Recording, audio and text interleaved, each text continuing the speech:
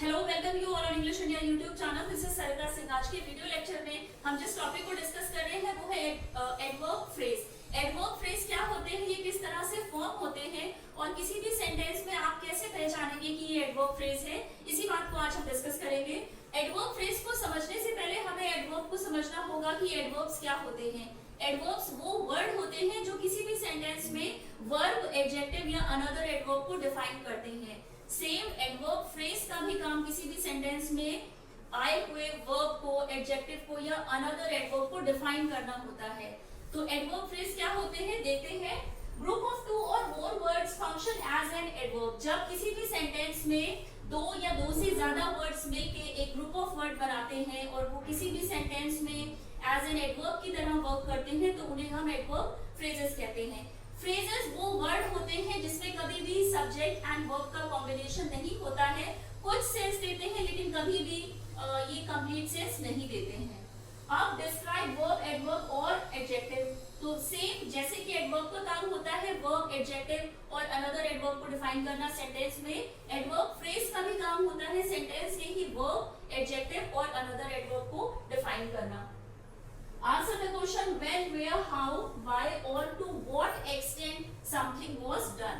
और एडवर्ब हमें किसी भी काम के होने के पीछे के जिन बातों के बारे में बताता है वो होती है when, मतलब काम कब हुआ है, जो एक्शन हुआ है वो कब हुआ है, where, एक्शन कहाँ पर हुआ है, how, जो भी एक्टिविटी या एक्शन हुआ है, जो वर्ब हुई है, जो एक्शन वर्ड हुआ है, एक्शन वर्ब हुआ है वो किस तरह से हुआ है, how, और why, एक्शन के होने के पीछे के रीजन को भी एडवर्ब्स या एडवर्ब फ्रेज बताते हैं। और टू व्हाट एक्सटेंट, मतलब किसी काम को करने का लेवल क्या था, फ्रीक्वेंसी क्या थी, ये सारी चीजें सेंटेंस की हमें बताती है एडवर्ब फ्रेज या एडवर्ब फ्रेजेस के थ्रू ही हमें सेंटेंस में व्हेन, वेयर, हाउ, व्हाई या जो फ्रीक्वेंसी होती है किसी काम को करने की उसके बारे में पता चलता है। अब जो हमने अभी बात करी है कि एडवर्ब हमें टाइम, प्लेस, मैनर या रीजन के बारे में बताता है, किसी भी सेंटेंस के वर्ब के बारे में बताता है, तो उसी से रिलेटेड एग्जांपल्स हैं। तो जब हम टाइम की बात करते हैं, एक्शन कब हुआ है, जब हमें किसी भी सेंटेंस को पढ़ के व्हेन का आंसर मिलता है कि एक्शन कब हुआ है, तो वहां पर जिन ग्रुप ऑफ वर्ड का यूज हुआ है वो एडवर्ब फ्रेज कहलाते हैं। एग्जांपल है We must finish our projects before the holiday। तो यहाँ पर जो एक पूरा ग्रुप ऑफ वर्ड आप देख रहे हैं बिफोर द हॉलीडे, ये एक एडवर्ब फ्रेज है क्योंकि इसने हमें बताया है कि हमें अपना प्रोजेक्ट जो है उसे फिनिश करना है बिफोर द हॉलीडे।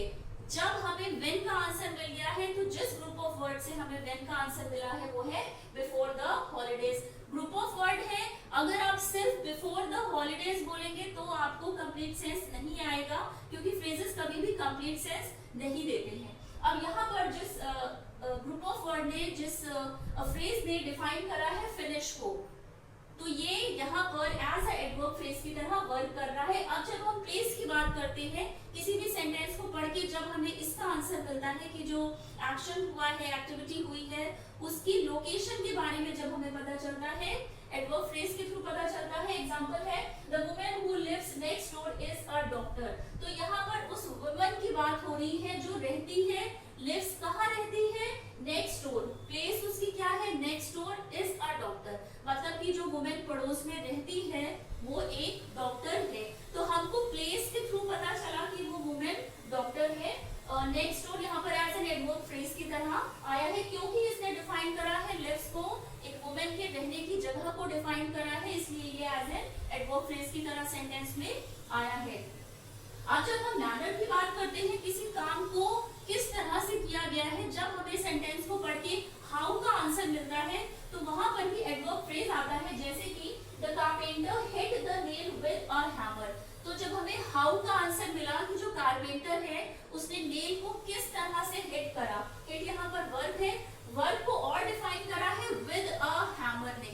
तो विद अ हैमर यहाँ पर एक एज एन एडवर्ब फ्रेज की तरह आया है क्योंकि इसने हमें बताया है कि जो काम हुआ है वो उसके करने के ढंग का मैनर क्या था, जो काम हुआ है वो कैसे हुआ है।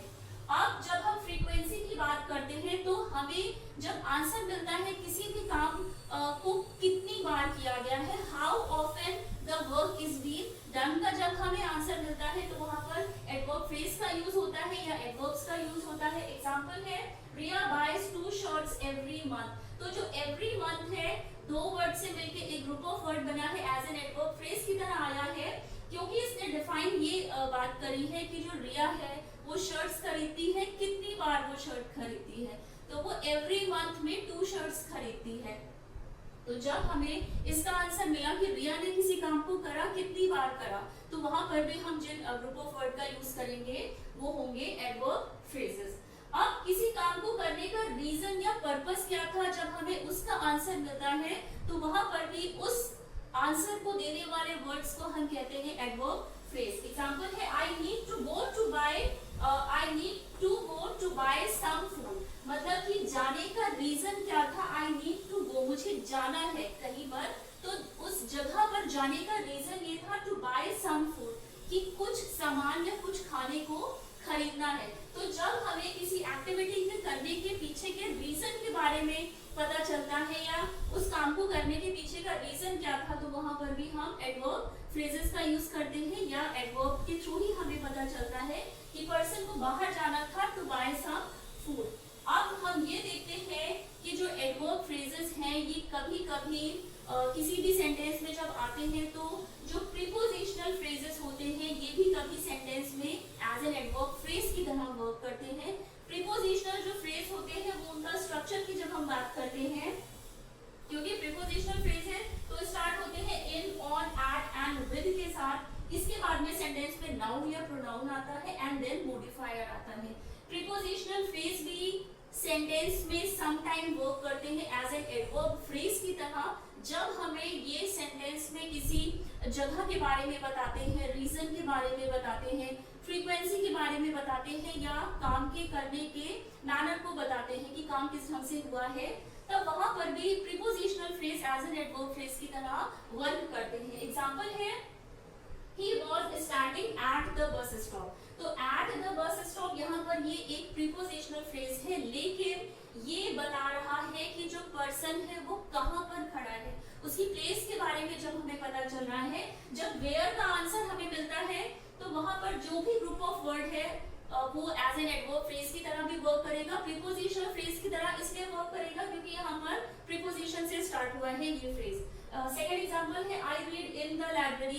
तो यहाँ पर भी जब हमें प्लेस के बारे में पता चल रहा है कि मैं पढ़ती हूँ, बट मैं कहाँ पर पढ़ती हूँ, इन द लाइब्रेरी, तो ये भी जब प्लेस के बारे में हमें बता रहा है ये ग्रुप ऑफ वर्ड एक पूरे सेंटेंस में प्रीपोजिशनल फ्रेज भी एज एन एडवर्ब की तरह वर्क करता है। लास्ट जो पॉइंट है वो है इन्फिनिटिव जो फ्रेजेस होते हैं वो भी सम टाइम वर्क करते हैं एज एन एडवर्ब की तरह, क्योंकि ये भी हमें व्हेन, वेयर, हाउ या मैनर के बारे में बताते हैं, काम के होने के रीजन को बताते हैं।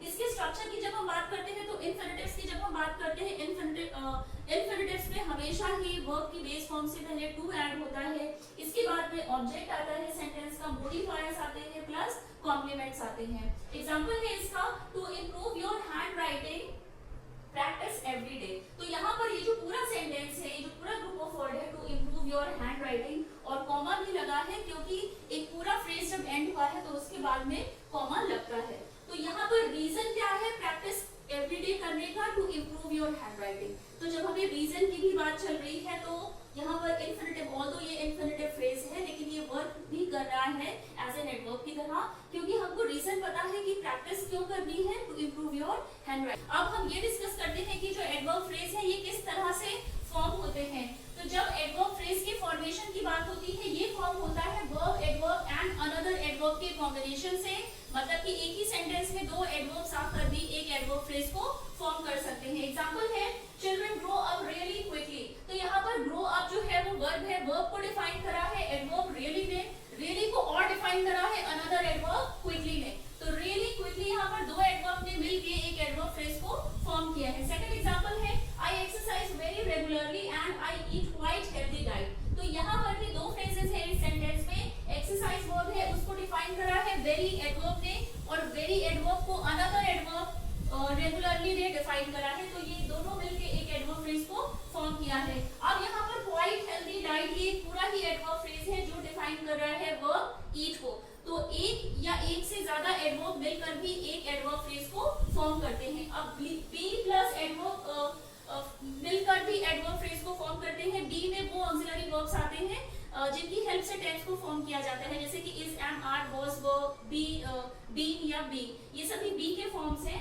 एग्जांपल है आई एम अपस्टेयर। तो यहाँ पर जब हम ये सेंटेंस पढ़ने के बाद वेयर का आंसर हमें मिलता है कि प्लेस की बात हो रही है, तो आई एम अपस्टेयर। अपस्टेयर यहाँ पर एज एन एडवर्ब फ्रेज की तरह आया है। एम यहाँ पर बी ऑक्सिलरी वर्ब की तरह आया है। नेक्स्ट एग्जांपल है The books are right there on the table। तो बुक्स की जो लोकेशन है, जो प्लेस है, वो कहाँ पर है?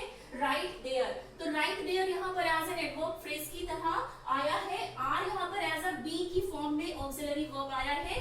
बी का जो ऑक्सिलरी फॉर्म होता है उसके साथ भी एडवर्ब फ्रेज फॉर्म होते हैं। अब एडवर्ब फ्रेज फॉर्म होते हैं एडवर्ब प्लस एडजेक्टिव या अनदर एडवर्ब के कॉम्बिनेशन से भी एडवर्ब फ्रेज को फॉर्म कर सकते हैं। एग्जांपल है I found it extremely difficult to talk to her। तो यहाँ पर found जो है ये verb है, verb को define करा है extremely ने।